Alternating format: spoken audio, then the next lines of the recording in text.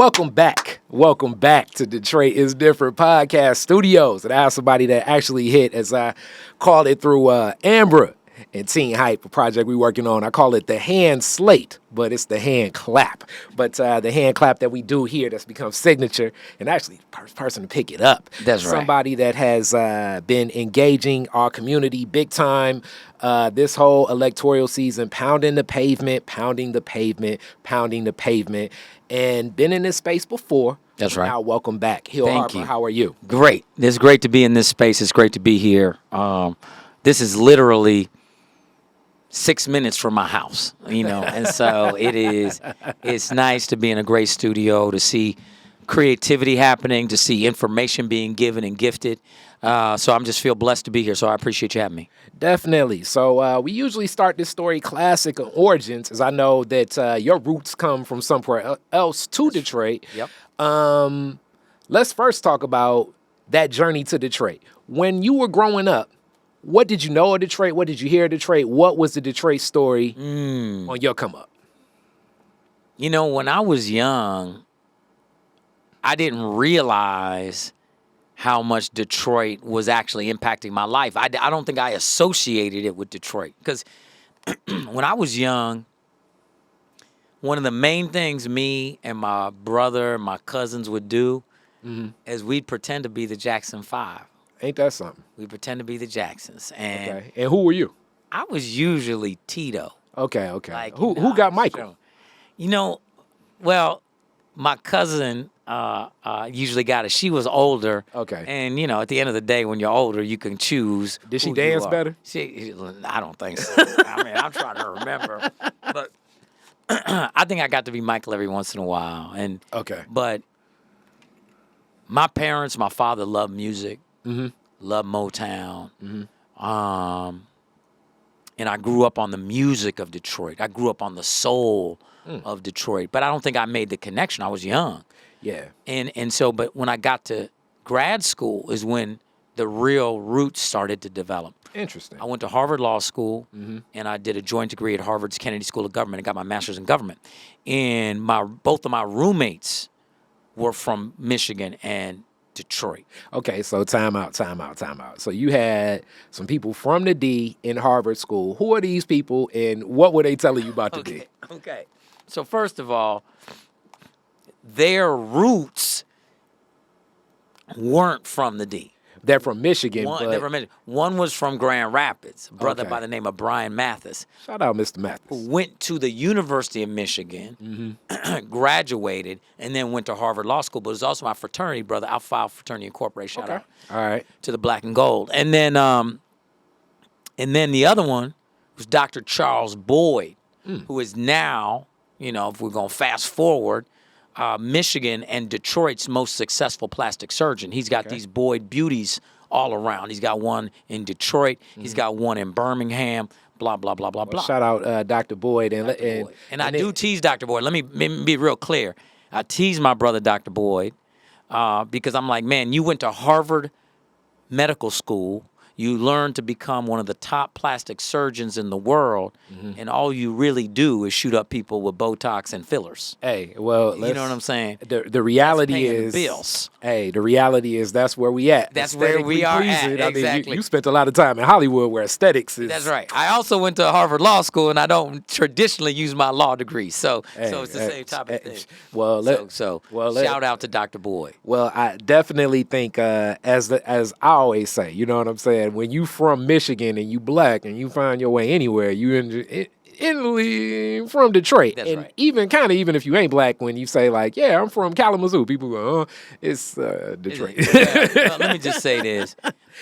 Brian was dating and ultimately married a woman by the name of Carla Diggs. Okay. The legendary Detroit Diggs family. You had Judge Diggs, Congressman Diggs, you had Diggs, the funeral home. That's the Diggs family. Legendary. Okay, and let me frame this for people, because I like to give some. So the Diggs family, Charles Diggs is the first black congressperson from Detroit. So a lot of people associate and think the Honorable Conyers, which was my congressman for most of my life, was that, but it was Diggs before then. And, study your history, find out a lot of stuff, early on, blacks in politics can be something. But that's heavy. That's definitely Yeah, and so that's how I met a massive network of Detroiters because they get engaged, they decide to get married. The first time I'm in the D is at their wedding. Wow. They had it at the Detroit Athletic Club way back in the day.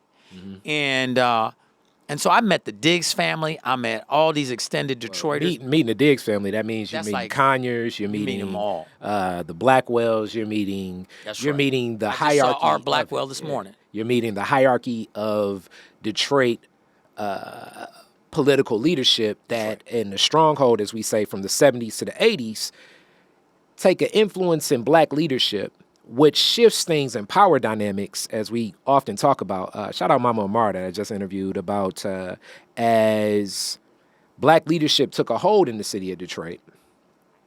Resources from the state and the federal government start leaving the city of Detroit. That's right. So we'll get a little into that, but I also want to talk also about like what was your like family, friends, associates when you're like, yo, I'm about to move to the D. I like the D. What was their feedback from that Detroit story?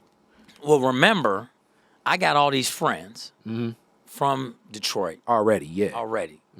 Karen Brown, Keith Kelly, Sawan Loomis, Randy Washington, who went to Michigan State. So, a lot of folks went to Cass, etc. So they're like, man, you should live here, move here. And I already knew it's the best people in the world were here. I already knew that.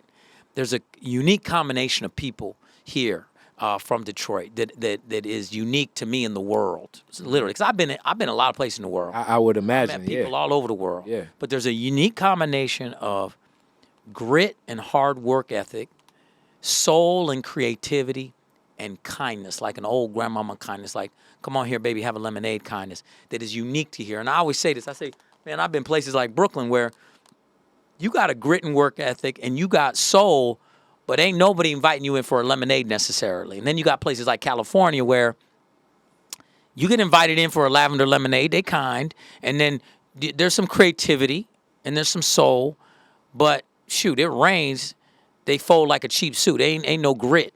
And so this is a unique combination of a person that I love, and I think it resonates with me because I feel that way about myself, right? That's a combination of me, and so I think that's why I resonated with a lot of people here. And so they'd always said, "Man, move here. You should move here." And I was like, you know what? At the time, I was like, when I have kids, I'm gonna move here. Interesting. And then remember, there was the media tax credit here to do films. So I came here and I did a bunch of films, and it reminded me about the people. I still didn't have kids. I said, you know what? I knew at that when I have kids, I'm gonna raise my kids in Detroit. Interesting. So now you're going into things that happened during the Granholm era of a lot of people sometimes look at what happened there with the media credits of it not creating the industry, which I think some of the framing of that, how it was packaged, was like, this will be like the new big three, which not necessarily, but a lot of creativity has been poured into that. So shout out to Dennis Reed the third. Shout out to especially my homeboy Rook Quinde, and so much of like people call them the Tubi movies, but like a lot of independent films and media has sparked through this. A friend of mine in Arms, Tristan Fazikis, and so many others, Mina Monroe, have turned into like what I kind of see as like a new arc of like blaxploitation and storytelling from our own narrative and other ways, and other independent filmmakers, Desmond Love, just a lot of creativity into filming has birthed from that, from creating certain opportunities. Even my sister, Dara Harper,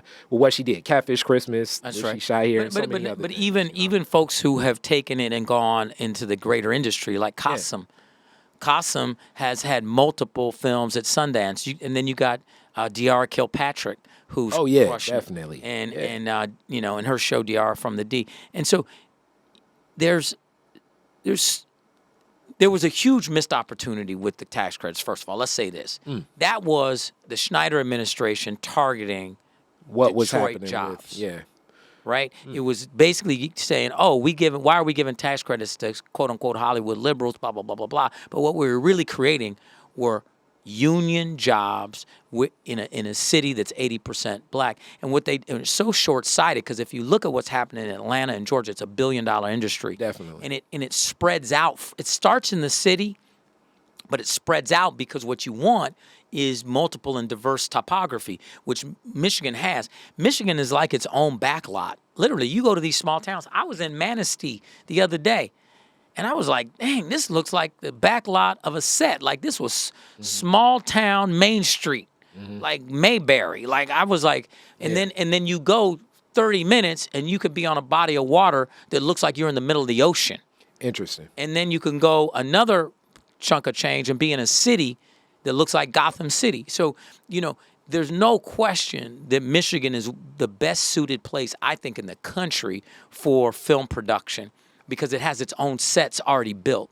Now, the fact that we let the Schneider administration and the Republican administration here in the state get rid of that, it's a shame. And so you're talking about tens of thousands of union jobs that have been sacrificed because of that. And all the other jobs that people don't realize come with media production. So when you do a project, people need to be fed. So caterers and catering companies, food truck companies. And when you do a project, people need editing services. They need a place to stay. They need lodging. So again, bed and breakfast and rental housing. There's all these ancillary benefits that come from that industry. And that industry was set to boom here. And I hope we can bring it back. The problem is that people are going to be skittish to say, hey, if in Michigan they're doing it based off of who's in office, why would I want to invest in a massive studio? Because if they change the laws, then all of a sudden I'm left with an empty studio. So that also, I guess, leads me to those questions of, as you were doing some of those production works here with those credits, what was the feedback you were getting from some of the other business people in the film industry and television as far as doing more business in Michigan? Absolutely. Well, listen, I knew people and studios that were ready to convert some of these big industrial plants and areas into sound stages.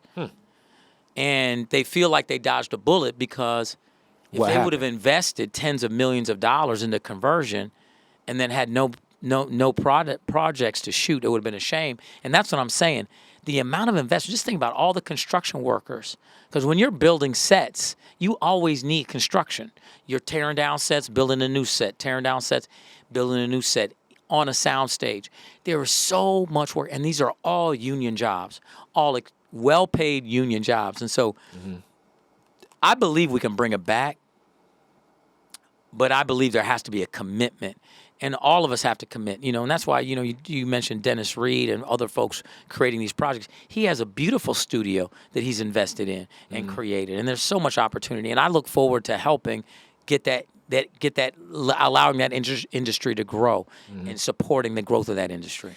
And also within that, like, I do think, and I guess I'm always seeing it from like an independent lens and what independence is. Like the other day I was watching, I think it's My Name is Dolomite, that Eddie Murphy shot himself, which was so interesting to be about that movie and the independence of it, as you even speak to Motown and likening the Motown story. I do feel that we can empower ourselves and tell our own stories. And I think so many people know that with Detroit is different. We can also create our own economies. And that's where I was going to go next. And recirculate dollars. Yeah. But that's true on all levels. Yeah. And that's, that's what's so important about this Senate seat that a lot of people don't realize. That it's about investment and it's about bringing dollars in. It's about there's 100 people in this country control the distribution of $7.2 trillion annually. So with that, I still really want to sit in, because I've always wondered with film and you being in film, what's always the block of so many people investing in their own film houses to screen their own independent movies, like distribution. Distribution's the block. How do you get your product out to enough people and get the support of enough people to make it pan out and make money sense?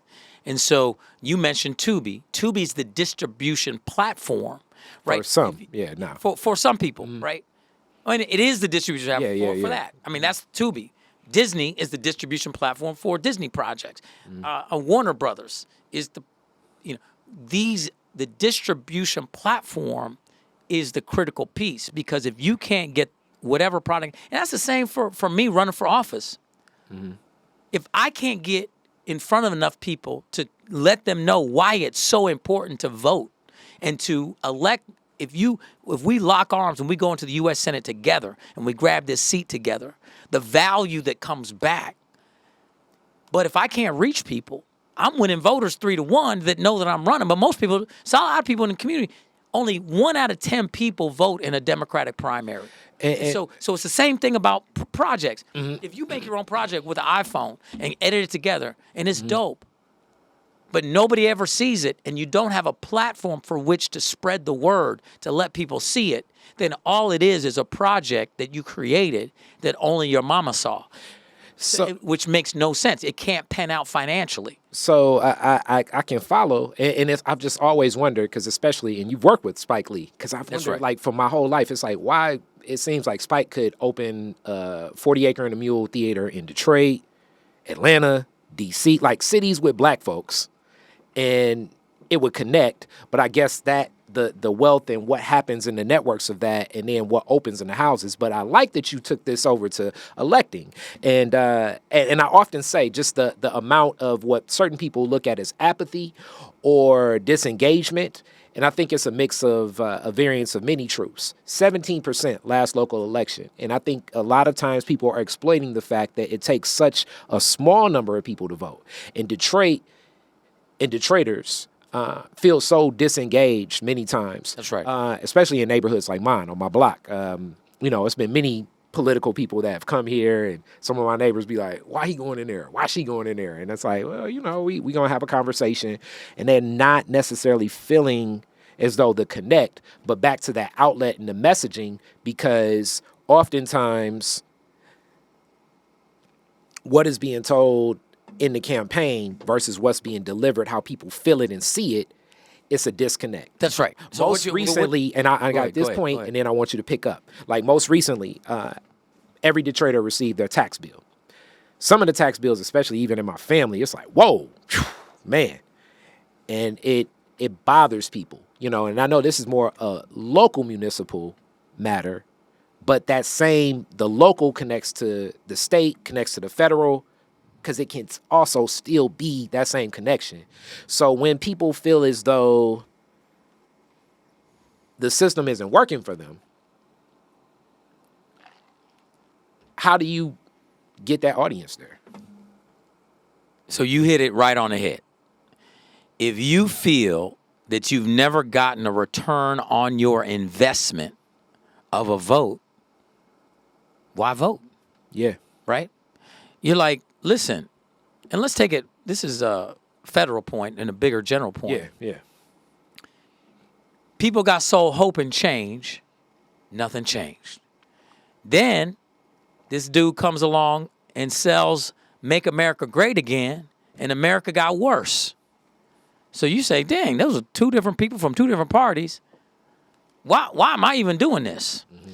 And ultimately, what folks don't realize is where the power lies, and the true power. The true power is in the United States Senate. 100 people. When I went to Harvard Law School, my constitutional law professor would drill down all the time. The most powerful deliberative body in all of politics in the world are the 100 people that occupy the United States Senate. Why? Because they control the two most powerful things in all of government. One, lifetime appointment of federal judges. Who those judges are and what their ethos is and what their mandate is controls so many different things. We can talk about these horrific rulings of this current Supreme Court if we want to talk about that. Very recent rulings. But even more importantly, 100 people control the distribution of the people's money, which right now is $7.2 trillion with a T annual dollars. So it's very simple for people to say, you want your money, your tax dollars, to go to fund bombs being dropped in Gaza on innocent civilians?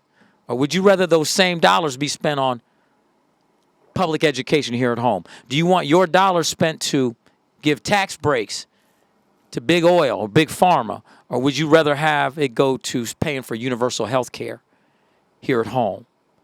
Do you want your money to go to giving bailouts to the top big banks?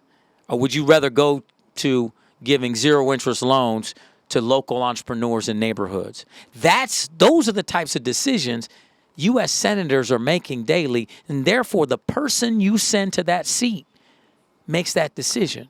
My grandmama always used to say, you want to know anything about anybody or an institution or anything, just follow the money, baby. Look at what they spend their money on. You'll know their priorities. That's the same true for the government. And so when people talk about the president does not control the money. And so that's why I've been trying to shout from the rooftops about this open U.S. Senate seat here in Michigan. This is the most important seat that people will vote on in the last 30 years. Why? Because it's the first truly open U.S. Senate seat in Michigan in almost 30 years. And so I'll put a button on it with this. You've never seen a return on your investment or your vote because you haven't been represented. And since you have not been represented, we haven't had a senator from this area since Carl Levin. And I guarantee you, most of the people I'm talking to right now who are hearing my voice don't even know and can't even picture Carl Levin in their head. Mm-hmm. You have not been represented. There's been no one sitting at that table fighting to bring resources back here. And that's why this is so important. That's why if folks lock arms with me and send me there, I'll be able to show and prove it. And then they're like, oh. I mean, why do you think an organization like AIPAC, now, that is a massive special interest group that is extremely well funded, that is the American Israeli Political Action Committee. Why do they spend in the hundreds of millions of dollars on elections? Because they clearly see a return on their investment. So I like that you went there. So now I definitely, we in the political mix, and people know I have my own views of a lot of stuff. So I would say that America did change for certain people under that executive administration. And I would say that the taking of that Make America Great Again phrase from that Ronald Reagan reelection campaign, some people do believe that America did get greater under that administration. I believe in variance, like certain things are functioning, but also it's still in the framework of under my blackness and my understanding and thirst for always being willing to be wrong, but looking at history and how it's made up. And I've said this on Detroit is Different all the time. The design of America is best well designed to me from the origin in its initiation for white men with property and businesses. And this is stolen land, stolen labor, and really a stolen loan that we mask as what becomes our Independence Day. So a lot of the roots and the foundation, if we speaking legally, kind of come from fruits of a poisonous tree in America and the design itself. So I give this framework to say that so much of how America's always functioned, even in the way the Constitution was made. That's right. I mean, they were like fist fighting and everything. And I really think that, a lot of the Southern delegates left that meeting saying, all right, we're going to get this Confederate Army going that day. They just needed to gather things to get towards that. I would say from that position of Senate, there are some ways that you can win and sway things. Who are some senators historically that you've seen be the most effective in that position at bringing, I would say, assets, resources to their state? Who are those senators and what did they do? What premise? I'll give you an example of a senator that's right now that leveraged their vote in the midst of this current Senate for his constituency group. Now, my constituency group would be a different group, and it's a different group. Mm-hmm. But think about this. If you're willing to stand out there and leverage your vote and go against the grain and not be beholden to the establishment, watch what you can do. They went to Joe Manchin and said, Joe, this is to pass the debt ceiling. We need your vote to pass the debt ceiling. He said, okay, well, I need these 2 paragraphs put into that 900-page piece of legislation or whatever it was. Hey, Joe, this gives $147 million to 42 fossil fuel coal companies in West Virginia. That has nothing to do with the debt ceiling. I know, but I need that in the legislation. You need my vote.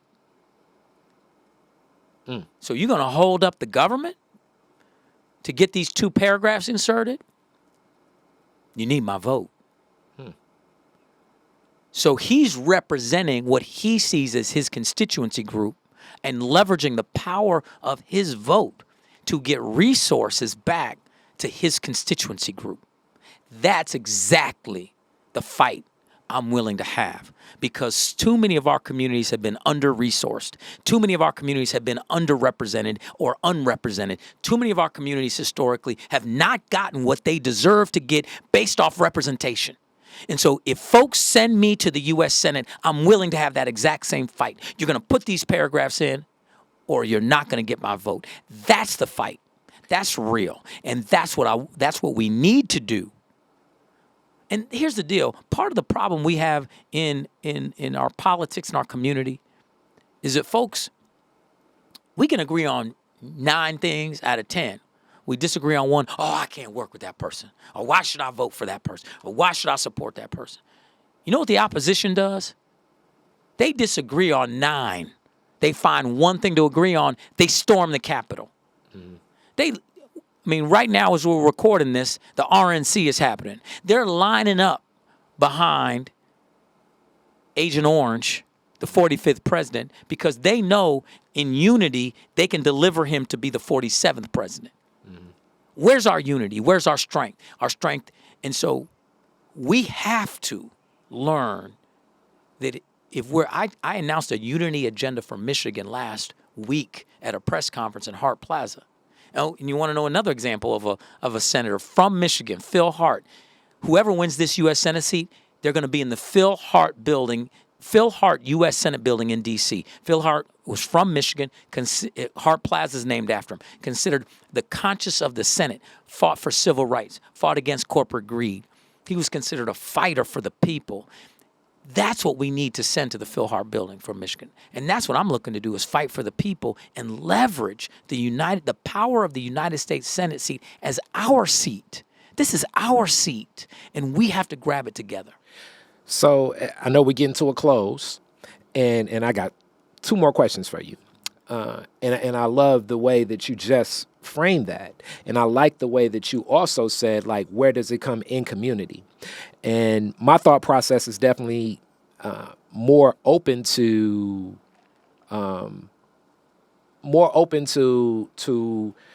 challenging everyone's critical thinking, not necessarily saying like, okay, do this or do that. But the one thing I do want to do is, like what you said, is be with people aligned in constructive ways in our community. Right. But I do believe that the predisposition to destructive nature also falls and lies with a lot of kind of what this society has. Agreed. We honor war. We honor violence. That's we right. honor,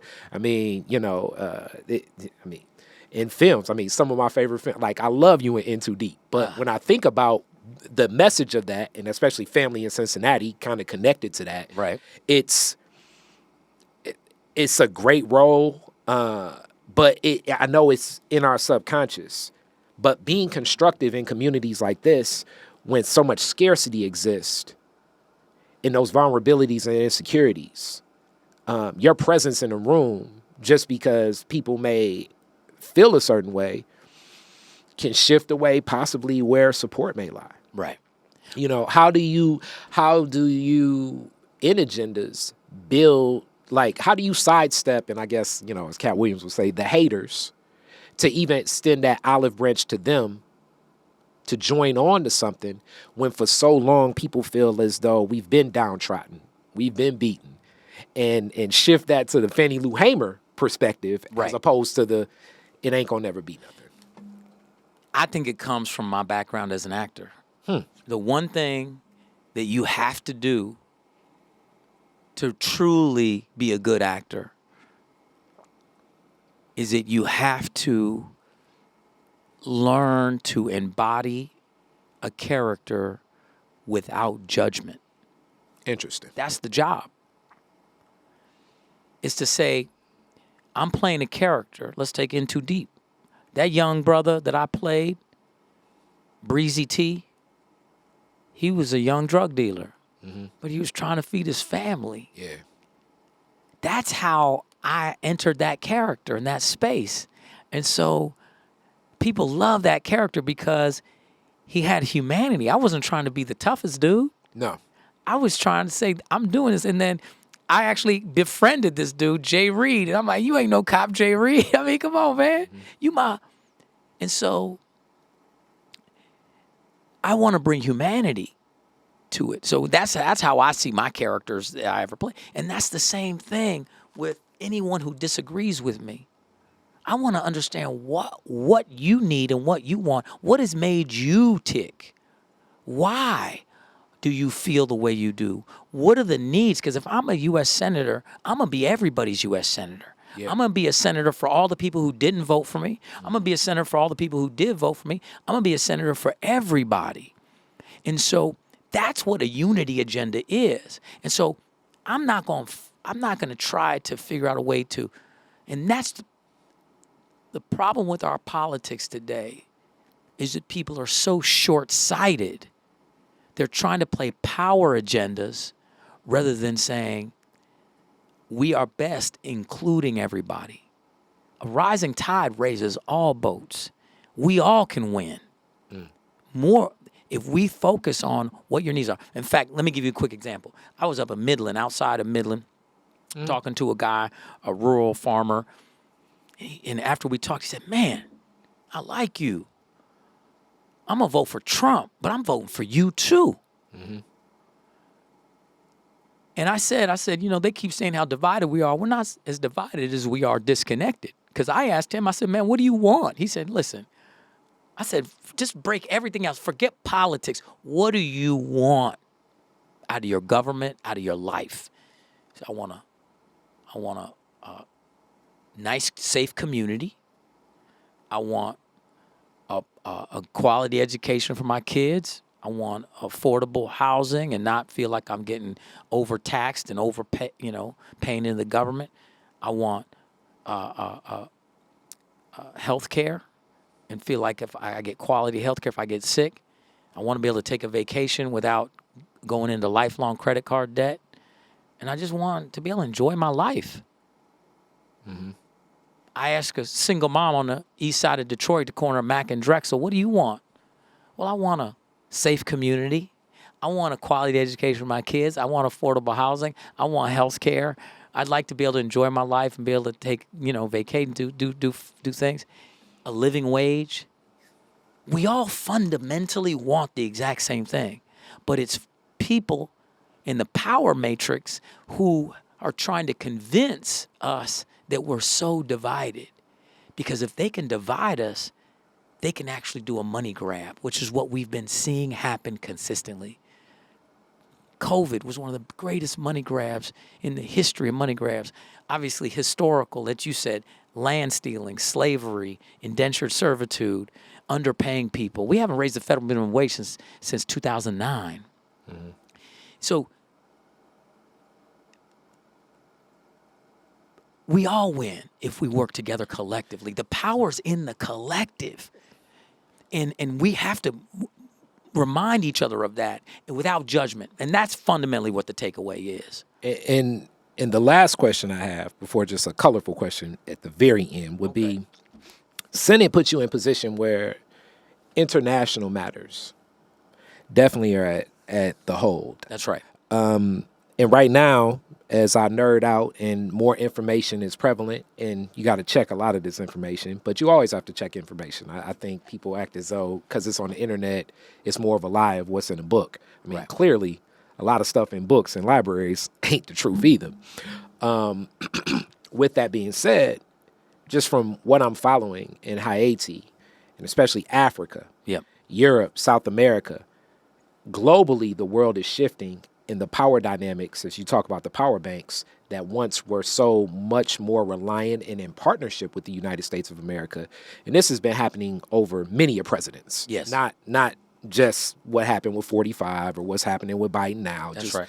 many presidents. Yes. The the global market through the internet and the exchange of resources has flattened the earth, quote unquote, and America's not able to, and from what I've seen, and I would say, have the same, let's just say, advantages That's that right. it usually would have. That's right. For resources across the world. So this impacts the quality of life of many Americans because as this was the land of milk and honey, a lot of the Western nations were still healing from World War II. A lot of the quote unquote underdeveloped nations were not in international trade and capitalism, but now things are changing. Do you believe that, what does that look like from a Senate seat, especially when it comes to even like produce? You know, we're in America, we take for granted that we're basically eating whatever fruits and vegetables we want throughout the year because it's getting shipped internationally. Yeah. That the price on possibly what that may be to get these fruits and vegetables and other resources may change as these other nations are growing in their economies. That's right. We're getting, what happens? We are getting beaten. To use a food analogy, our lunch is getting eaten internationally because we have so many short-sighted policies. And it's so short-sighted on almost everything. And we're not investing. China is crushing us across the world because they'll show up in any country and say, hey, You want an airport? You need infrastructure? Yeah, you want an You need an airport? You need high-speed rail? We'll build it for you. Now, we're going to own it, but we're going to build it for you. Mm-hmm. And people are like, yes, we want this. We want infrastructure. We want energy. We want an airport. We want this. And all of a sudden, they're taking a front-end loss for long-term gain and ownership. Yeah. So they're beating us. Now, we see that happen in the capital markets, in the for-profit sector here in our country, but we aren't willing to do it on the governmental side. What do I mean by we see that happen?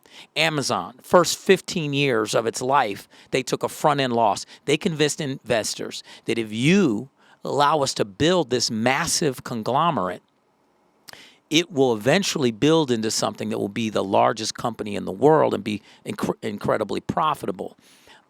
Same thing with Tesla, same thing. So you take this front-end loss because you're making a massive investment. And then the benefits are reaped later on. That's what's happening internationally with China. Russia's doing it as well. Russia and China are doing that in Africa, creating partnerships, building infrastructure, supporting that. You're seeing it happen in places, even in the Middle East with oil money, etc., building these extremely expensive cities out of nothing, and then ultimately becoming places that are destinations, investment, long-term investment. Yeah. Now, we have to do this, but we have to do it at home first. We're not even doing it here. And that's what I was going to say. We haven't built 1 mile of high-speed rail in America. It's ridiculous. No. Mobility. Look at how powerful Detroit would be if we built that high-speed rail between Detroit, Ann Arbor, and Grand Rapids. The level of mobility between these places where there could be shared information, infrastructure, shared work, job opportunities, all these things, people commuting to work in Ann Arbor, people commuting to work in Detroit, high-speed, Grand Rapids.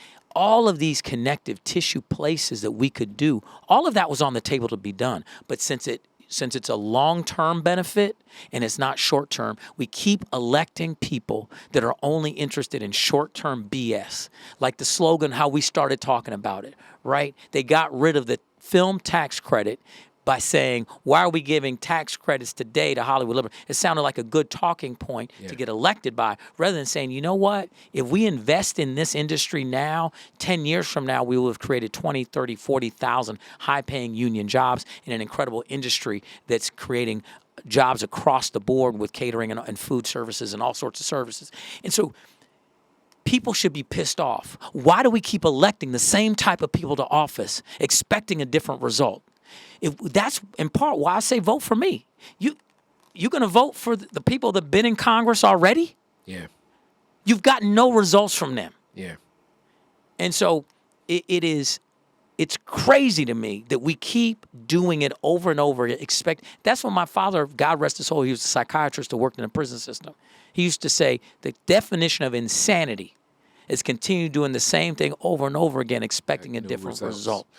Yeah, and with that, now that I think also two things.